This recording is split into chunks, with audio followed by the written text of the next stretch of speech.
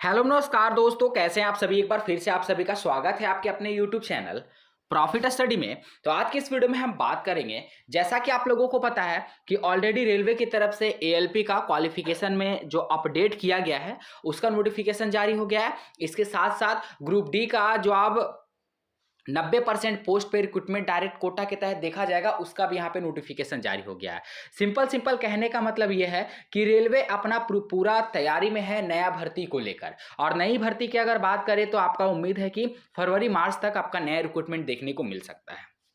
तो सबसे ज्यादा आपका सवाल और डाउट ये आ रहा था कि जब ग्रुप डी का भर्ती आएगा या फिर एएलपी का भर्ती आएगा तो उसके लिए हमें अपने आप को खुद को कैसे प्रिपेयर करना है, हमें क्या पढ़ना है, कैसे पढ़ना है, कहां से पढ़ना है, तैयारी को कैसे करना है। क्योंकि जो रेलवे से अप्रेंटिस कैंडिडेट कर रहे हैं और इस बार से जो ग्रुप डी का जो आपका एजुकेशनल क्वालिफिकेशन है उसमें सिर्फ आपका आईटीआई और अप्रेंटिस वाले कैंडिडेट फॉर्म भर सकते हैं। आप लोगों को पता है क्योंकि इसके रिगार्डिंग ऑलरेडी रेलवे ने भी नोटिफिकेशन जारी कर दिया है कि इस बार आपका 10th पास वालों को मौका मिलेगा, पर बहुत कम पोस्ट रहेगा, ना के बराबर। ठीक है ना। अगर मान लीजिए 100 सीट पे अगर भर्ती आती है तो आपका 95 पोस्ट पर सिर्फ आईटी और अप्रेंटिस वाले कैंडिडेट फॉर्म अप्लाई करेंगे और 5 पोस्ट सिर्फ ऐसा रहेगा जिस पर 10th वाले कैंडिडेट अप्लाई कर पाएंगे। मतलब 10th के लिए कंपटीशन बहुत बढ़ गया है। तो अब आपका ये सवाल आ रहा था कि सर क्या सिलेबस में भी कुछ चेंजमेंट यहां पे किया गया है, तो उसके बारे में डिटेल से जानेंगे। कहां से पढ़ना है, क्या क्या पढ़ना है, उसके बारे में भी डिटेल से जानेंगे। और एक बात का याद रखिएगा कि देखिए, पढ़ना आपको उतना ही है जितना कि एग्जाम में है। ऐसा नहीं कि पूरा महाभारत आपको नहीं रचना है, ना आपको यूपीएससी का एग्जाम देना है, ना आईएएस का एग्जाम देना है। ठीक है, तो आपको पढ़ना उतना है जिससे आपका एग्जाम निकल जाए। हालांकि जो सीसीए कैंडिडेट होंगे जिन्होंने रेलवे से अप्रेंटिसशिप कर रखा है उनको तो कम पढ़ने पे भी उनका काम चल जाएगा, पर जो आईटीआई कैंडिडेट है उनको सीसीए वाले कैंडिडेट से ज्यादा मेहनत करने की जरूरत पड़ेगी। पूरा डिटेल आज की इस वीडियो में बताएंगे कि आपको आईटीआई पास कैंडिडेट है या फिर सीसीए कैंडिडेट है तो आपको कैसे करके अपना तैयारी करना चाहिए। क्योंकि ऑलरेडी जो कैंडिडेट अभी रेलवे से अप्रेंटिस कर रहे हैं वो लोग भी तो फॉर्म भरेंगे ही भरेंगे। ठीक है, पर फॉर्म भरने से नहीं होता है। फॉर्म भरने के लिए आपको कंपटीशन के रूप में आपको खुद को भी अपने आप को तैयार करना पड़ेगा, प्रिपेयर करना पड़ेगा। तो बाकी जानकारी आपको वीडियो के आगे मिलेगा डिटेल से। तो चलिए वीडियो की शुरुआत करते हैं। इससे पहले जो लोग भी चैनल पे फर्स्ट टाइम है, सब्सक्राइब नहीं किए, सब्सक्राइब।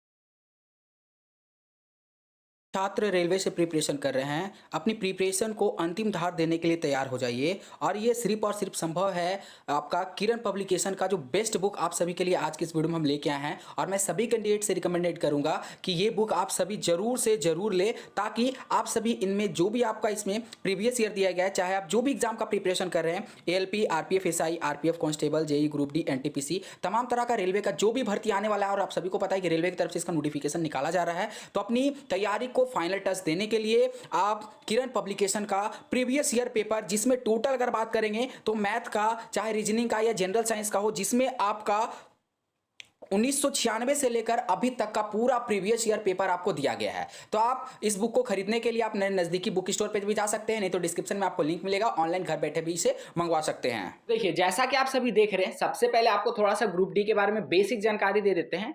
ग्रुप डी आपका जो होता है उसे लेवल 1 पोस्ट के नाम से जाना जाता है और आप ग्रुप डी को मर्ज करके ग्रुप सी में मर्ज कर दिया गया है। जो आपका 7 सीपीसी के तहत आपका यहाँ पे सैलरी का पूरा स्ट्रक्चर बनता है। जो ग्रुप डी का जो वर्किंग अगर बात करें तो ट्रैक मेंटेनर से लेके गैटमैन तक लेके, ठीक है, गैंगमैन तक लेके, ये सारा काम जो रहता है आप यहाँ पे देख रहे होगे, ये सारा काम आपका यहाँ पे ग्रुप डी के अंतर्गत आता है, अर्थात लेवल 1 पोस्ट के अंतर्गत आता है। तो चलिए अब बात करते हैं एजुकेशनल क्वालिफिकेशन का कि ग्रुप डी का कौन कौन से कैंडिडेट फॉर्म अप्लाई कर सकते हैं। तो 2024 में जो नई भर्ती आएगी, चाहे वो जितने भी पोस्ट पर आए, उसके लिए आपके पास आईटीआई का सर्टिफिकेट होना मैंडेटरी है। आप आईटीआई चाहे एनसीवीटी से किए हो या फिर एससीवीटी से किए हो, दोनों तरह के कैंडिडेट फॉर्म अप्लाई कर सकते हैं। इसके साथ साथ अगर आपने रेलवे से अप्रेंटिसशिप कर रखा है, सीसीए कैंडिडेट हैं आप, तो आपको इसमें 20% का रिलैक्सेशन मिलेगा। रिलैक्सेशन कहने का मतलब है कि जितना पद पर भर्ती आएगा आपको 20% कोटा इसमें प्रोवाइड किया जाएगा। इसीलिए आपका सीसीए का कट ऑफ जाता है कम। और सीसीए वालों को एक फायदा इसमें देखने को मिलता है कि इनको पीईटी देने का जरूरत नहीं पड़ता, फिजिकल इफिशियंसी टेस्ट देने की जरूरत बिल्कुल भी नहीं पड़ती है। पर जो आईटीआई बेसिस पे फॉर्म अप्लाई करेंगे उनको तो भैया पीईटी देना पड़ेगा, आप लोग को पीईटी देना पड़ेगा। तो देखिए पीईटी का तो वो तो बात की बात है, जब आपका एग्जाम क्वालिफाई आप कर जाओगे, जब रिजल्ट आ जाएगा तो उस टाइम आप पीईटी का तैयारी आराम से कर सकते हो। पर पहले आपको सोचना है, फर्स्ट प्रायोरिटी आपका होना चाहिए कि भैया एग्जाम हमारा कैसे निकलेगा, हम वो जो कट ऑफ मार्क्स इसमें रखा जाएगा, चाहे 40 नंबर हो 50 नंबर हो, हम उसको कैसे क्वालिफाई करेंगे, उसके बारे में आप रणनीति बताओ। तो उसके बारे में जानने से पहले आप सिलेबस देखिए कि सिलेबस क्या है। सबसे पहले आपको बता देते हैं, बहुत सारे कैंडिडेट का सवाल आता था कि क्या 2024 में जो ग्रुप डी का भर्ती आएगा, जब आईटीआई और सीसीए को कंपलसरी कर दिया गया है, तो क्या सिलेबस में चेंजमेंट होगा। तो देखिए डियर, 2019 में भी आपका आईटीआई को कंपलसरी किया गया था, ठीक है, पर उस टाइम भी आपका सिलेबस वही था जो 2024 में रहेगा, इसलिए आपको बिल्कुल भी घबराने का जरूरत नहीं है। कुछ कैंडिडेट बोल रहे थे कि सर ट्रेड से भी हमारा क्वेश्चन आएगा क्या, तो बिल्कुल ऐसा डियर नहीं होगा। ट्रेड से क्वेश्चन आपका, अगर आप एएलपी वगैरह का फॉर्म अप्लाई करोगे तो उसी में आपको ट्रेड का, टेक्नीशियन वगैरह में ट्रेड का क्वेश्चन आपको देखने को मिलेगा। पर ग्रुप डी में आपका ट्रेड से कोई भी रिलेटेड क्वेश्चन नहीं आएगा, जनरल क्वेश्चन आएगा। जो 2018 में भर्ती हुआ, जो 2019 में भर्ती हुआ, सेम आपका सिलेबस वही देखने को मिलेगा 2024 का भर्ती में भी। अब आपका एग्जाम का पैटर्न क्या रहता है, तो सिंपल, अगर आप ध्यान से सुनिए, अगर आप आईटीआई बेसिस पे फॉर्म अप्लाई करोगे तो आपको 2 चरण में एग्जाम निकालना पड़ेगा। पहला चरण आपका हो गया कौन सा, सीबीटी, कंप्यूटर बेस्ड टेस्ट देना पड़ेगा, और दूसरा चरण आपका हो गया पीईटी, फिजिकल इफिशियंसी टेस्ट। ये 2 फेज में आपका एग्जाम होगा और दोनों फेज आपको क्वालिफाई करना पड़ेगा, तब आपका मेडिकल होगा, तब फिर आपका डीवी होगा, ठीक है, वो बात की बात प्रोसेस है। पर जो सीसीए कैंडिडेट है, जिन्होंने रेलवे से अप्रेंटिसशिप कर रखा है, उनको मात्र एक फेज देना है, वो आपका बनता है सीबीटी, बस। पीईटी इनसे नहीं लिया जाता है, और पीईटी के बाद का जो प्रोसीजर होता है, जैसे मेडिकल हो गया, डीवी हो गया, तो वो बात का प्रोसीजर है, उसके बारे में बाद में जानेंगे। तो सीसीए वालों का सिर्फ आपका सीबीटी होगा, और आईटीआई बेसिस पे जो फॉर्म अप्लाई करेंगे उनका सीबीटी और पीईटी दोनों होगा, ठीक है ना। अब यहां पे देखिए कि आपका टोटल नंबर ऑफ क्वेश्चन कितना होता है, कितना नंबर का आता है, कितना समय मिलता है, वो देख लीजिए। तो आपका टोटल यहां पे 100 नंबर का एग्जाम होता है, 100 नंबर का आपका पेपर आता है, जिसमें से आपको 90 मिनट का समय दिया जाता है।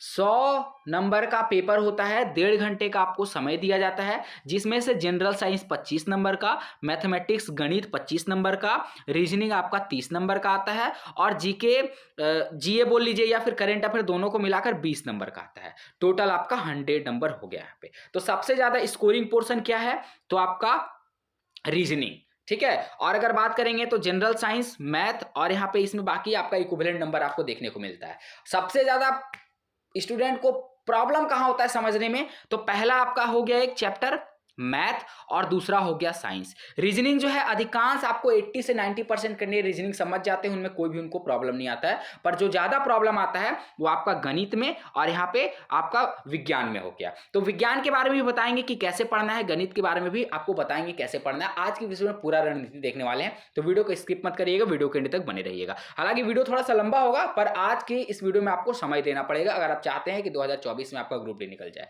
तो ये पूरा सिलेबस हो गया। अब यहां पे बात करते हैं कि भैया साइंस से क्या पूछा जाता है, मैथ से क्या पूछा जाता है, रीजनिंग से क्या पूछा जाता है, और यहां पे बात करेंगे करंट अफेयर से क्या पूछा जाता है। चलिए उसके बारे में भी आपको बताते हैं। अब यहां पे देखिए आपका सिलेबस का तोड़ बता रहे हैं कि आपसे क्या क्वेश्चन किया जाता है। सबसे पहले अगर बात करेंगे गणित में, तो गणित में आपका सिंपल सा नंबर सिस्टम आता है, बोर्ड मास आता है, डेसिमल, फ्रैक्शन, एलसीएम, एचसीएफ, जो आप बच्चे क्लास में भी पढ़े होंगे, 5वीं में होंगे, 6ठी में होंगे, 7वीं में होंगे, तो भी आप ये सब क्वेश्चन पढ़े होंगे, ठीक है। रेशियो प्रपोजन आता है, परसेंटेज, सबसे ज्यादा जो क्वेश्चन आपका रहता है परसेंटेज से आपको देखने को मिलता है, mensuration, time and work, time and distance, simple and compound interest, साधारण ब्याज, चक्रवृद्धि ब्याज जिसे आप हिंदी में बोलते हो, ठीक है, और लाभ हानि, प्रॉफिट एंड लॉस, अलजेब्रा से आता है, और अलजेब्रा में बहुत सारे कैंडिडेट को कंफ्यूजन होता है। ज्योमेट्री और ट्रिकोनोमेट्री हो गया, एलिमेंट्री स्टैटिक्स हो गया, square root, age calculation, calendar, clock, pipe and system, इस तरह का क्वेश्चन से आपका पेपर भरा रहता है। जो मैथ आपका आता है कितना नंबर का, 25 नंबर का, ठीक है, मैथमेटिक्स हो गया। अब बात करते हैं भैया रीजनिंग में क्या है। तो रीजनिंग अधिकांश जो छात्र है वो आराम से क्वेश्चन को सॉल्व कर लेता है। रीजनिंग में अगर बात करें तो 30 नंबर में से अधिकांश नंबर आप देखिएगा कि 20 नंबर सबका आ जाता है मोटा मोटी रीजनिंग का बात करें तो। रीजनिंग का पेपर तो सॉल्व हो जाता है, पर आपको स्कोर करना है। आपको स्कोर कहां से करना है? आईटीआई वाले कैंडिडेट, देखिए जो सीसीए वाले कैंडिडेट है वो तो फिक्स है, अगर 30 नंबर ले आएंगे ना वो अपना सीबीटी में तो उनका आराम से हो जाएगा। पर जो आईटीआई वाले कैंडिडेट है उनको ये नहीं सोचना है कि हमको 30 नंबर लाना है 40 नंबर, उनको हाईएस्ट से हाईएस्ट नंबर गेन करना होगा एग्जाम में। ठीक है, तो यहां पे रीजनिंग के बारे में बात करते हैं तो analogues, alphabet and number series, coding decoding, mathematical operation, relationship, syllogism, jumbling, Venn diagram, data interpretation and sufficient, उसके बाद conclusion and decision making, similarity and dissimilarity, analytics, reasoning, classification, direction statement, इस तरह का क्वेश्चन आपको देखने को मिलता है। और ज्यादातर क्वेश्चन आर्गुमेंट एंड एजम्पशन का आपको देखने को मिलता है। ठीक है, अब बात करते हैं सबसे ज्यादा क्रिटिकल जो आपको लगता है जनरल साइंस, विज्ञान का क्वेश्चन। सबसे ज्यादा कैंडिडेट को दुविधा इसी में होता है कि भाई ये साइंस कैसे पढ़े, हमको समझ में नहीं आता है। देखिए बताते हैं उसके बारे में भी। इसमें आपको बोला जा रहा है कि the syllabus under cell cover physics, chemistry and life science, जिसे बायोलॉजी बोला जाता है, of 10th standard level CBSE. तो इसमें आपको कहा जा रहा कि आप सीबीएसई का जो 10th लेवल का क्वेश्चन होता है, जैसे आपका फिजिक्स का हो गया, ठीक है, भौतिक का, रसायन का, और आपका यहाँ पे केमिस्ट्री का, रसायन का, ठीक है ना, बायोलॉजी का, ये सभी का आपका 10th बेस पे पढ़ना है। तो इसके लिए सबसे मस्ट आपका जो बुक है वो आपका होता है एनसीईआरटी।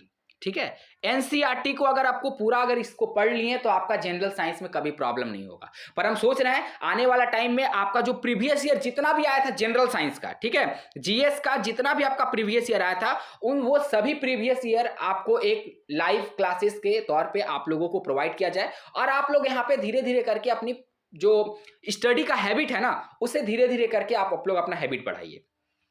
ये हो गया। अब फाइनली इसी तरह आपका जनरल अवेयरनेस और यहाँ पे करंट अफेयर। देखिए करंट अफेयर मोस्टली अगर आप पिछला 1 साल का भी कवर कर लीजिएगा तो हो जाएगा, पर अभी कवर नहीं करना है। ठीक है, ये ऑप्शनल रखिए करंट अफेयर को, तो बात की बात है उसे बाद में देखेंगे। मोस्टली जो आपका सबसे अभी जो स्टार्टिंग होना चाहिए, ठीक है, अब यहाँ पे सभी छात्रों का सवाल ये होगा कि सर ये तो हम लोगों ने देख लिया, अब हम पढ़े कैसे, हमारा शुरुआत कैसे हो, क्योंकि ऑलरेडी हम लोग जो कैंडिडेट रेलवे से अप्रेंटिस कर लिए उनको तो ऑलरेडी पढ़ाई में यहाँ पे मन नहीं लग रहा। बहुत सारे कैंडिडेट को जो रेलवे से वर्तमान समय में अप्रेंटिस कर रहे हैं वो बोलेंगे कि हमारे पास समय मिल नहीं पाता है। जैसा कि प्रीवियस वीडियो में हमने बात किया था कि 1 घंटा आपका जिंदगी बदल सकता है।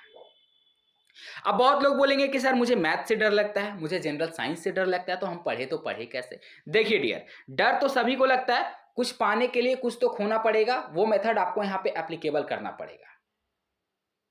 जब आपने रेलवे अप्रेंटिस के लिए फॉर्म भरा, मेरिट में नाम आया, ज्वाइनिंग आप लोगों ने किया वहां पे, तो जब आप ज्वाइनिंग के लिए गए होंगे तो सभी छात्र वहां पे अननोन होंगे, कोई भी एक दूसरे को नहीं जानते होंगे, कोई भी कैंडिडेट एक दूसरे को नहीं जानते होंगे, अननोन, ठीक है, अजनबी दोनों एक दूसरे के लिए।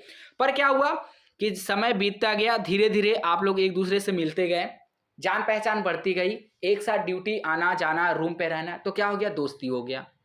आप दोनों एक दूसरे के बारे में अच्छे से जानते हैं, तो सेम लॉजिक को आपको यहां पे भी लगाना है। कैसे, देखिए, अगर आप जनरल साइंस से दूर भाग रहे हो, जनरल साइंस से आपको डर लगता है, तो इससे क्या करना पड़ेगा, दोस्ती करना पड़ेगा आपको जनरल साइंस से। जी हाँ, बिल्कुल सही सुन रहे हो। अब ये दोस्ती होगा कैसे भैया, एक बार आपसे क्वेश्चन आप जनरल साइंस का उठाते हो, नहीं समझ में आता, या फिर मैथ का उठाते हो, नहीं समझ में आता, आप किताब को कर देते हो बंद। इससे तो क्या होगा, दोस्ती तो होगा नहीं कभी, दूरियां बढ़ती जाएगी। पर दूरियां को बढ़ाना नहीं है, दूरियां को कम करना है। इसके लिए आपको करना होगा सिंपल सा, आपको इसके टच में आना होगा। मतलब रोज आपको साइंस से मिलना पड़ेगा, रोज 1 घंटे आप साइंस से मिलो। अगर आपको मैथ से डर लगता है तो रोज 1 घंटे मैथ से मिलो। अपने माइंड को ये इंस्ट्रक्ट दे दो आप कि मुझे किसी भी कीमत में 1 घंटे साइंस के साथ बिताना है, 1 घंटे आपको मैथ के साथ बिताना है। ठीक है, ये लॉजिक आप फॉलो करो, ज्यादा नहीं, ओनली 1 आवर। और यही 1 घंटा एक दिन जब आपका हैबिट बन जाएगा ना, जब आपका कॉन्फिडेंस बिल्ड होने लगेगा, तो यही 1 घंटा एक बार आपका धीरे धीरे करते करते 4 घंटे 5 घंटे में ऑटोमेटिक बदल जाएगा, और आपको पता भी नहीं चलेगा।